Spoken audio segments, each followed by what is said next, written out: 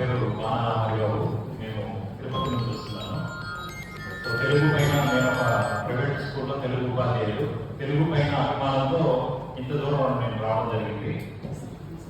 So నేను ఎంచుకున్నటువంటి కవితా వస్తువు ప్రత్యక్షంగా కనిపించేటువంటి సూర్యుడు ఒక దైవంగా మనం భావిస్తూ ఉంటాము. దానిపైన నా కవితను వినిపిస్తాను. అరుణోదయ సూర్యబింబమా ఈ జగతికి ఆది దైవమా, అరుణోదయ సూర్యబింబమా ఈ జగతికి ఆది దైవమా, విశాఖ సాగర కిరణమా వెలుగుల వీణానాదమా, ఉదయ కిరణాల ఊయలలో ఊయలూరి ఆశలు